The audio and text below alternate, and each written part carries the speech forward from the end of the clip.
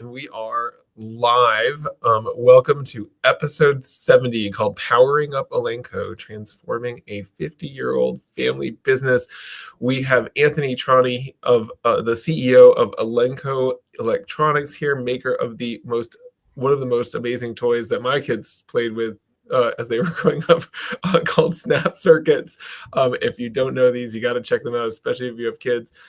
But Anthony, as we sort of dive in, would love to hear what's on your mind. Sure. And guys, thanks so much for having me on. Really appreciate it. I'd be lying if I wasn't in the same boat as a lot of folks in the business world and thinking about tariffs pretty much 24/7, especially as we go through what almost feels like a soap opera on a daily basis with it's kind of will they or won't they, what's happening, what's changing. So that's probably the biggest thing affecting me. And it's challenging. We're a relatively small business. We have limited resources, and so these are big changes that really impact kind of how we go forward. How much of the sort of stress is the the uncertainty versus the tariffs themselves? I imagine both of them are creating problems. Yeah, the answer to that question is yes. It is both of them. But I think a lot, the percentages, the tariffs themselves obviously impact you from a financial standpoint. But I think anytime you're in a situation where there are things you can't control that are directly impacting you and your company and your team, those are things that that make you more uncomfortable than you would be normally. So I'm going to sort of take this sort of up a level because I'm fascinated. I've always been fascinated by this topic of how companies deal with uncertainty that is out, things that are out of their control. And some companies that I've worked for have been great at it, and some have been terrible at it. And we've had a lot of really wacky sort of uncertain things happen in the last couple of years. So how, from your perspective, like what is your take on like how do companies kind of prepare themselves for the unknown? Yeah. It's like that Frozen song, Into the Unknown. I have 3 little girls, so I've spent a lot of time. I was going to say. But I think it's really 2 things. The first is figuring out what you can control and what you can't. And so when the April 2nd tariffs were announced, obviously a lot of those impacted Asia, where most toys are made. So it's not just an us problem; it's an industry challenge. And so we actually had an all-hands meeting for the entire company. We're about 30 folks. You'll hear me sometimes talk about a small but mighty team, and they really are a fantastic team. Like the amount of work we've been able to get done with a small group is fantastic. But the theme of the conversation was, let's focus on what we can control. We can control how we work with our vendors. We can control how we work with our partners. We can control how we think about our costs, how we think about our cash flow. And so, let's stay focused on that instead of worrying about the things that we can't control. And so far, that's kind of held us in good stead. And we had a follow-up meeting, when the tariffs on goods from China came down to 30%, to just say, hey, listen, we still have to keep doing that. 30 is a lot better than 145, but it's still pretty high. Let's just keep our heads down and focus on what we can control. And I think the second thing, look, anytime you're running a business, you're going to be modeling, things based off of a set of assumptions on what's going to happen in the future. And you could drive yourself insane by working on a million different potential variations. And it's, what are the set of facts that are in front of you right now? And how can you ground yourself in those? And then, maybe you make a few adjustments as you scenario plan, but, focus on where you are now and what things are now and how you can impact that. So those are kind of the 2 things that have kind of gotten us to this point. Whether that is best in class or, the other end of the spectrum, Jeff, that you mentioned, I'm not sure, but that's kind of, that's how we've been approaching it here at Elenco. Yeah. We're kind of diving into this, like, touching on the political. There was a comment that a certain high-level official in the government made about only needing whatever it was, 2 or 3 dolls or whatever. I'm just curious, like, obviously that impacts your business. I mean, you aren't selling dolls, but you're selling toys. And so is that kind of percolating through, is that a concern? Is it percolating that people are like, okay, well, maybe we just have to scale back? Like, what's going on in the world of toys as opposed to in the world of food or whatever? Yeah, I mean, my guess is, a lot of it's probably the same, right? At the end of the day, goods need to come into the United States, whether they're ingredients or finished goods. And so across the consumer packaged goods landscape, you're probably talking about a lot of the same challenges. I think for us, where toys is maybe a little bit different, is just the seasonal aspect of it, right? Q4 is a huge seasonal from a retail sales, a consumption standpoint. And so this is the time of the year where there's that big inventory build. So in a normal year, this is where a lot of companies would be building products, in Asia to bring over here to stock the shelves come the holiday season. And with these tariffs, companies have had to make really difficult decisions about what they can do, what they can't do, what they can't afford, what they can't afford. And then also timing's a key element of it as well, because you've got, for a certain set of countries, this 90-day pause that's supposed to end in July. It's unclear what's going to happen then. You've got, China is on another 90-day pause. And if it gets that far, that should end sometime in August. And who knows what's going to happen then. And so, going back to this theme of uncertainty, it's just kind of making do with the best information you have, and trying to navigate the uncertainty as best you can when you don't know what's going to happen next. Yeah, I think back to I was working in the restaurant industry in 2020 during the pandemic, which obviously impacted everything, but certainly had a big impact on the restaurant industry. And I would say one of the things that I think I saw, and probably many people saw during that time, was the belief that this was going, like this belief that or the position that this is going to get better in July, this is going to get better in August, this is going to get better, as opposed to a sort of recognition of no, this is neither good nor bad, it just is what it is, and the uncertainty, it will continue, and we're never going to know what's going to happen, and the pace at which uncertainty is happening, I think, has increased, right? I mean, you had the pandemic, but then you had supply chain shocks, and now you've got tariffs, but even things like AI and all this kind of stuff, like this constant sort of rate of change has changed. I think it's changed the way businesses have to really think about their business and what they're doing, and get out of it. Is the rate of change changing faster than the sorry. It's like the second derivative of the rate of change. It's accelerating. Happening more quickly.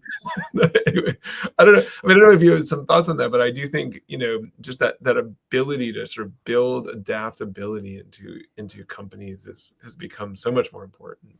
Yeah, I think that's right. I mean, I think it's always been true. A lot of times people talk about survival of the fittest, but I think it's really the survival of the most adaptable. Mm-hmm. And so, I've been at Elenco for just over 3 years, and those 3 years have certainly been eventful. I got here right as the supply chain crunch was still happening, right when retailers realized they had too much inventory, yet you still couldn't get product here, and you basically had kind of Q4 levels of volume coming in to warehouses after the holidays, and then you've had this happen, and then I think in the middle we had maybe what I'd call 1 year of normal. I'll use air quotes on normal.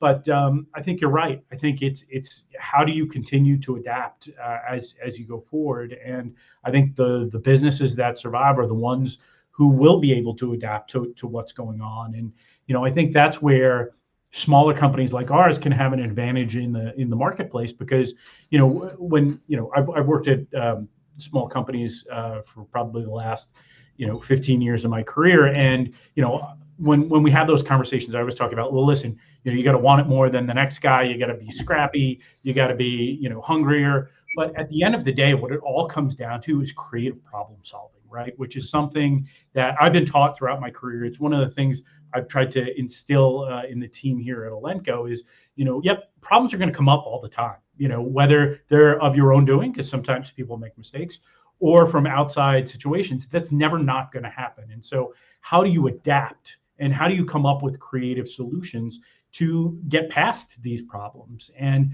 those who are able to do it more quickly, more efficiently, with solutions that work, are the ones who are gonna kind of make it. And it doesn't mean you don't need a little bit of luck along the way, but I think creative problem solving is a huge part of being able to be adaptable. So there's one aspect of change, and I forget if Jeff, you brought this up. I think you brought this up already a little bit, but obviously AI. There's also 3D printing and all this other kind of technology, a lot of which has been surprisingly overhyped. Well, maybe not surprisingly overhyped and not like necessarily materialized. For example, 3D printing has, not really landed as fast as we thought maybe it was going to a few years back. But how is that sort of, I was thinking about this because there's this kind of on demand, there's this balance right now between on demand ability to create inventory only as you need it, versus this uncertainty where you probably need to think about, okay, well, maybe we need to do a lot more. But so just from that technology point of view, where is this going? Do you see like the ability to, create toys at the point of sale or even in your home, or is that like still decades in the future? Like, what's the sort of technology side of that? That's a really good question. I don't know if I have a fantastic answer to that one. One thing I'll say is, you never know what happens with technology. A lot of things kind of start off slow. Like, look at QR codes, right? Who would have guessed QR codes would have found a place in this world? A few years ago, they were the hottest thing. Everyone had to have a QR code. Then they went away, and then with the pandemic, they came roaring back. And now every time I try to watch a streaming service, it signs me out, and I gotta use a QR code to get back on. So I think it's kind of hard to say what technology will make it and what technology won't make it, because there are so many circumstances around all of us that are constantly changing, as Jeff was saying, that could lead to things being successful or not. I do think there's always going to be a role for companies like us that have engineering expertise, that have some educational expertise to build things that fit certain purposes. You talked about creating a toy at retail, for instance, right? And I think we've all seen those retail experiences where you can build something quickly, or you have an interactive display at retail. But I think there'll always be a role for that sort of like, hey, listen, there's expertise I don't have, and so I'm going to go out and seek this sort of product because they're going to do it better than I am, even if I may have the capability. It's like I could try to figure out how to fix electrical problems in my house. That I think the outcome would be unpleasant for me, and so I'm going to go use an electrician because he's going to know how to do it better than I am. Yeah. Well, I want to, we talk in the title of this episode, we talked about transforming a 50-year-old family business. And so maybe that's sort of the opposite side of this coin is, can you talk a little bit about what are the, sort of ins and outs of that side of the challenge, I guess there's probably pros and cons there, right? And what's the background of that? Like, just if you can tell a little bit of the story of Elenco's. Yeah. So Elenco was founded by a gentleman by the name of Gildo Chikine, and he was an engineer at Motorola and started this company in his basement. So it's kind of like that traditional Silicon Valley started in my garage sort of story. And he basically created kind of industrial electronic products. So how do I test the color bars on my TV? We've got multimeters that show you what the electrical output of certain things are. And so for the first kind of 30 years of the company, that's kind of what it did. And like a lot of small businesses, it found opportunities and took advantage of them. I think for a while they were making CB radios.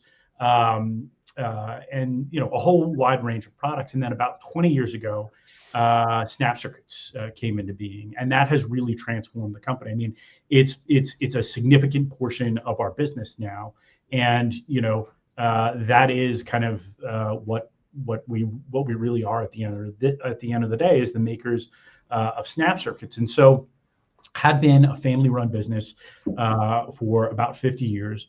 The children of the founder decided they wanted to kind of step aside, and so they brought in outside investors, and I was their kind of first hire. And so came in and said, okay, how can I use my background, and how can we use the talents of the team that we have to kind of try to take this business to the next level? And I think one of the things that I really took away from that process was building this culture of creative problem solving that we just talked about. I mean, we had a group of people because of how the business had been structured and being family owned, where if there was a challenge, they would just wait for the family to tell them what to do, which made sense because it was their business, right? But when I first got here, every time I work with folks, I sit down, I go through a list of expectations, and one of them is, when there's a challenge, I want you to tell me how we solve it. What's the challenge and how we solve it? And so I think that was startling to a lot of folks here in the organization. But it takes time. Like I said, it's been 3 years, but we really do have a culture of creative problem solving here. And when issues come up, we talk about what the potential solutions are. We could go this way, we could go that way, but I think the team is really rallied around that. So it's interesting as you bring that up. I'm thinking about, this is like the third time this book's come up in my day, but there's this book out there called The E-Myth. I don't know if you've ever come across it. But The E-Myth is a book about, it's sort of like one of those books, business books that's written a little bit as a parable. But it's all about this idea of like, how do you create a business that is scalable? And a lot of it is about this idea that, like, when you start out with founder-led businesses, they're often, to your point, like they're often like, everyone is an extension of the founder. And the key to growing the business and scaling it and ultimately exiting that business is the ability to extract the founder from the day to day. And so it's an interesting challenge. I think that, Eric and I have been talking a lot with like exit planners recently. I don't know if you're familiar with that kind of business, but like people who help businesses, figure out what they're going to do next, or owners, how they're going to exit their business or whatever. And a lot of that is all around this idea of how do you create a business that functions fundamentally without being so reliant on that one person. So it's interesting as you talk about that. I don't know how much how much that's sort of come into play, but that's kind of what I hear, as you're talking, that's what it makes me think of. Yeah, no, I think it's an interesting question because you've also got a lot of institutional knowledge, right? That lives, within the folks who have been here for a very long time. And, some folks here at Elenco have been here for more than 30 years. And, coming in as a new person who actually moved here. So I'm not even, I live in the Midwest now, but I'm from New York originally. You wonder what's going to happen when me being a new person comes in. Is everyone going to leave en masse? Are people just going to say, well, I don't want change. And what I found was, and this was kind of another kind of interesting takeaway for me, was, at the end of the day, people just want this business to succeed. They've worked here, in some cases their entire lives, and they just want to see it succeed. So people are kind of willing to roll up their sleeves. And, we implemented an ERP system, right? That it was incredibly hard, especially for a company of our size. You had people who had never done this before saying, I'll do it. I had someone on my team when we had our controller was also our HR manager. When he left the organization, someone who'd been here for a long time, said, hey, listen, I don't have any HR experience, but I'll do it and I'll figure it out. And so, I think, again, we talk about creative problem solving, we talk about adapting, right? From earlier in the conversation. I think it's the people and the companies that are able to do that and do it quickly and, figure out what the solutions are the ones who are successful in the long term. And, while I don't know what's going to happen with our story, especially in these crazy times, I can tell you the group of people that we have here is really phenomenal, and it's for a small company, what Right. they've been able to do is really amazing. Is the family involved at all anymore, or are they completely out? Yeah, they are. So they're still part owners of the business. They sit on our board. One of the family members, still helps us out with our product engineering. So it's everyone kind of has worked together in this kind of new version of Elenco for the past 3 years, incredibly well. I'm gonna jump in with a couple of questions from our other co-host, Chad. Usually our fourth co-host, because Elena's usually here. Elena is off this week, but yeah, ChatGPT is it? I asked it, as I told you before we started, what are 10 funny questions that I could ask the CEO of Elenco, maker of Snap Circuit, and it did a pretty good job. All right. I'm going to give you one that you don't have to answer, but I'm just a big fan of dad jokes. It said, if Snap Circuits had a dating app, would it be called Current Connections or Ohm Sweet Ohm? That's pretty amazing. That is amazing, right? That's pretty amazing. I go Current Connections, but I think it's great. I don't know if that's like a future product line for you or whatever, but anyway. So the first question I thought I would ask, I usually ask people, would you like absurd or thought-provoking first? Well, I think we got the absurd one out of the way. So I don't know. This is sort of absurd and thought-provoking. It says, if Elenco made a Snap Circuits kit for CEOs, what would the components be? And it says, spoiler, one's definitely a burnout buzzer. So wow, that's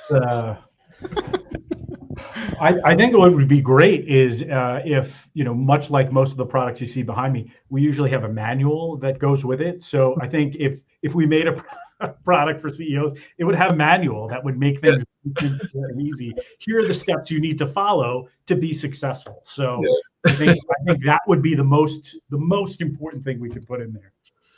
All right, and then the other one. Well, let's see. I'm gonna go with. Well, there's two that are. I don't know. They're all goofy, but I said this one is, be honest. How many Snap Circuits builds have ended in quote creative smoke during product testing? Oh, none of them. The lawyers tell me none of them. Clear, I don't think any of them have.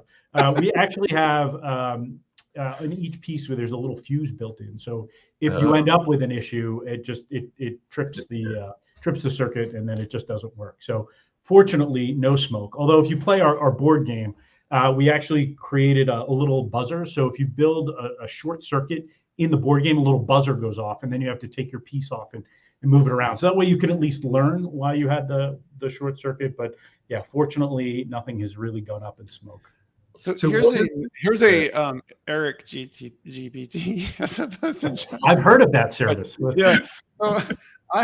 I'm just wondering, like, I don't know if this is absurd or thought provoking or just a question, but like, do you have what are some interesting stories that you've heard about how your do you ever get parents calling you up and being like, thank you, or people calling like, this changed my life, or is there any kind of stories that you get like that? Yeah, I mean, one of the great things I love about being in the toy industry is you get stories like that, especially being a STEM toy, right? Right. And so we get letters from kids all the time. We, in fact, just in the room outside of my office here, there's actually a letter from a kid who said, he loves Snap Circuits. I think he wrote it to Mr. and Mrs. Elenco, but he drew a picture of his own circuit that he designed and basically wanted to know what we thought of it. And so, to me, that's great. I mean, anytime you have that sort of engagement from consumers is fantastic. But there are folks who are engineers who, Snap Circuits have been around for about 20 years. And so, if someone came across them when they were, somewhere in the 6 to 10 year old range, they're adults and they're employed. And we've had people come up to us at trade shows and say, you guys got me started on an engineering path. And it's great. I mean, you just say thank you. What a great story for them to share. They don't have to tell us that. And it talks about the connection that our products, like the dating service, the connection our products have with consumers. Putting on my marketing hat for a second, you should get those folks on camera talking about it. Maybe that's a pretty good idea. Maybe there's a whole twinning strategy podcast of just about Snapchat success stories. Yeah, there you go. It's an interesting idea. It's an interesting idea. Well, so do you have a favorite yourself? Ooh, that's tough. I mean, having been in brand management my whole life, that's it's kind of like saying which one's your child's your favorite child.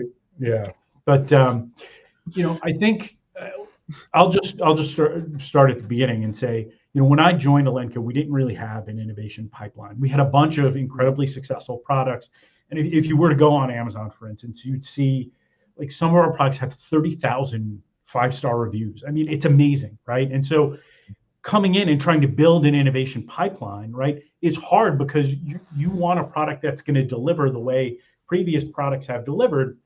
And I think one of the challenges we had when we were looking at the portfolio was you can do the SE100, you can do the SE300, you can do the SE500, and those numbers are the number of projects you can do. And it had been kind of a very linear approach. And so one of the things we have tried to do is add more fun into it. So, our packaging design was kind of took more of an engineering approach. What we've done here, and you can kind of see it behind me, we just kind of made it a little bit more colorful, a little bit more motion, giving you the sense that you could have a little bit more fun with these things. Mm-hmm. And so, when you ask me what my favorite product is, I think first and foremost, it's the packaging redesign we did, because we've seen that really significantly impact how our product performs at retail. But I think for me, the one that I'm most proud of is this paper airplane launcher called Flight Deck, and I feel like I'm on the Price is Right here, but because it's a very simple set. We built it to be at an introductory price point, right? Mm-hmm. It's probably going to retail somewhere around $24.99. So again, perfect birthday party gift. That's not something we had in our arsenal before. So it opens up a whole new world of consumers to us. 2, it took what snap circuits do, and it added kind of a toy element. You get to launch paper airplanes, right, which is super fun. You get to make and launch paper airplanes. And I will tell you, when we go to trade shows and people bring their kids, they go off and walk around the trade show and they leave their kids to play and launch paper airplanes the whole time. So that is kind of what I'm most proud of from a product standpoint so far. So kind of drilling in on this STEM education element, and sort of maybe reverting back to our earlier, politically adjacent conversation. Like obviously right now, in addition, there are some unfortunate pressures in the scientific world where, we got, we had a guest on a couple of weeks ago who is the genetic head of, or works at, or is the head of a genetic group at Harvard, education group at Harvard. And, she was telling us like, it's hard to get funding and all these grants that were supposed to land are going away.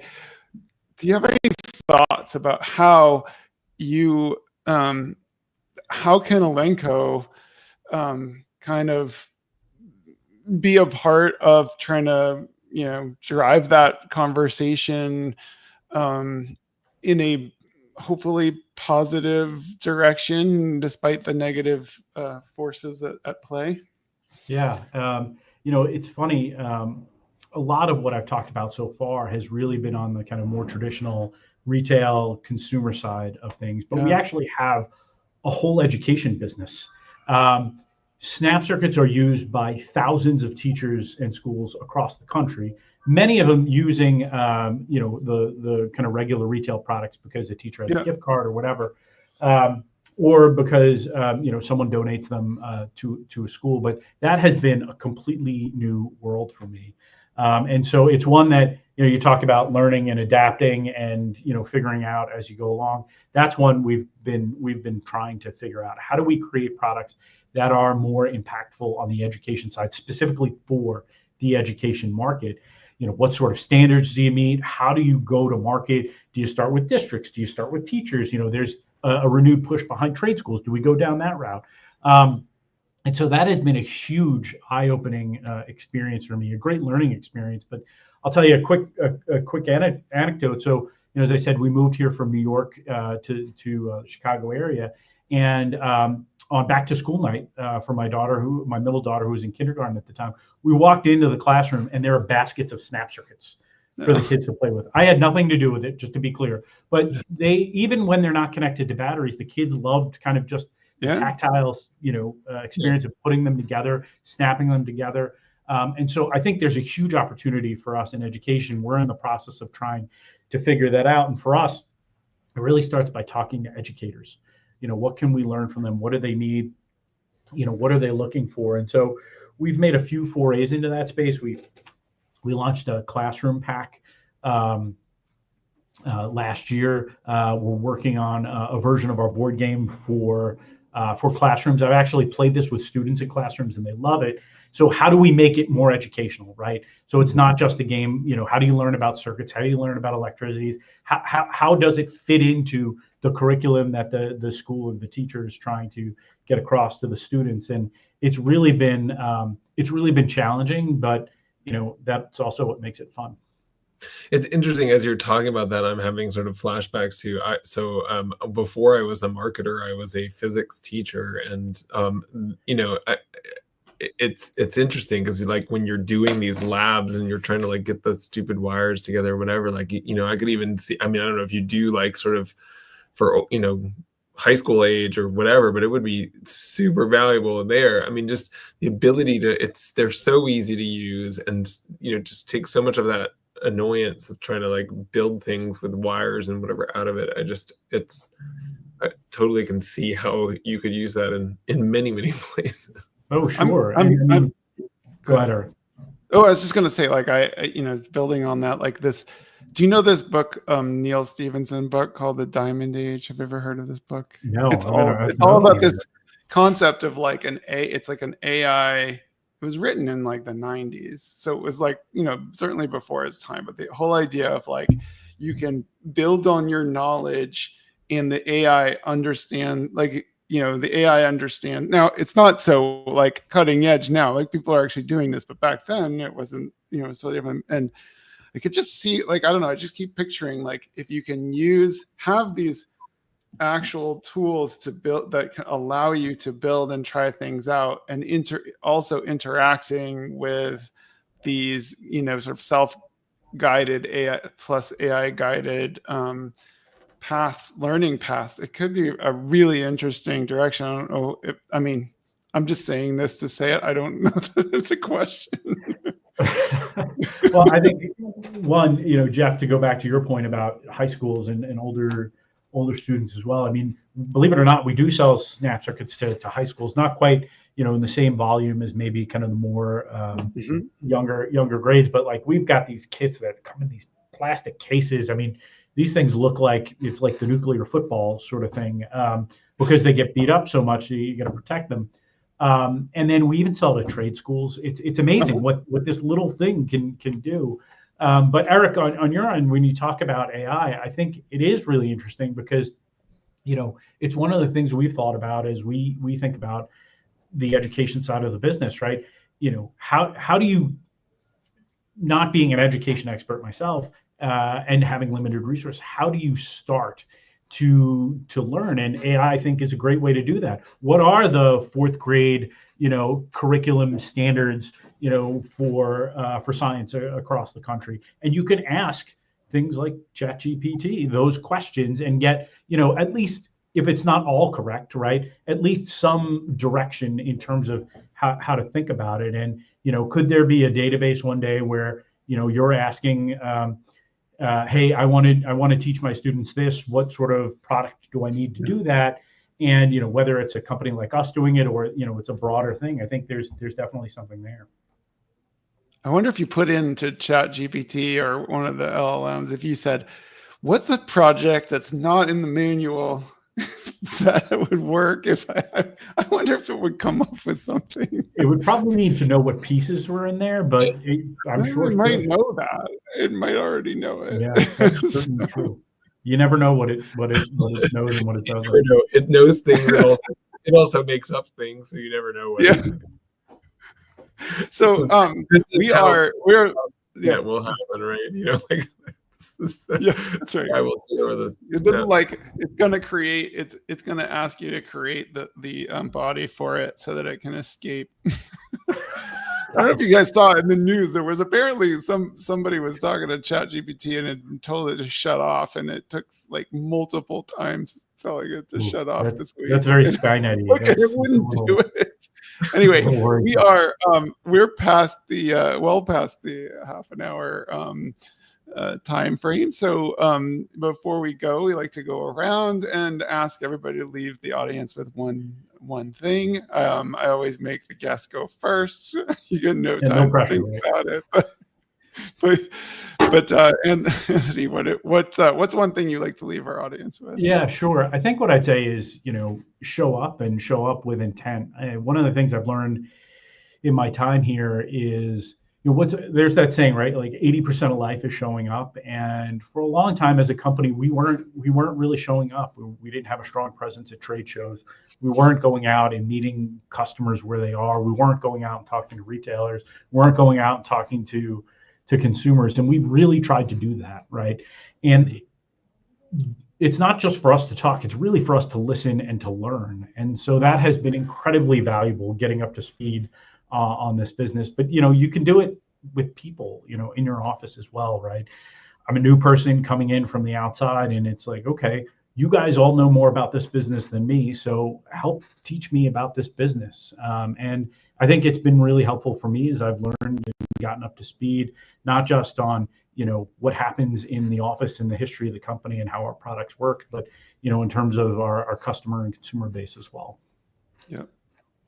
Awesome. Well, before I give my one thing, what is the best place for people to reach you and connect with you? Sure. I would say, if it's me personally, they can reach out on LinkedIn. I'm there on LinkedIn. And then if they're interested in learning more about Snap Circuits, snapcircuits.com is a great way to learn more about our fun little product.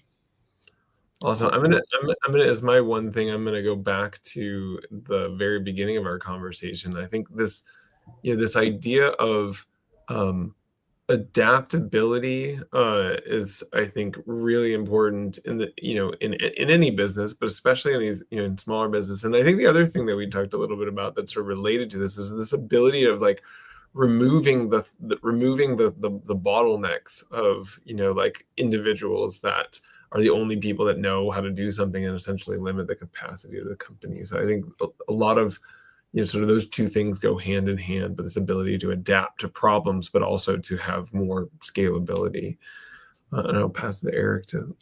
Yeah, and I guess my one thing is going to focus more on this like intersection between education and toys and play and so forth. And I think that's so interesting. And you can obviously see that my mind's been kind of going on this episode, maybe a little off topic, but like in this sort of direction of like, what's the future of how technology interacts with the sort of that intersection of toys and education and play. I think there's a lot of room for that to be a really interesting space moving forward. And I feel like Snap Circuits has an interesting position in that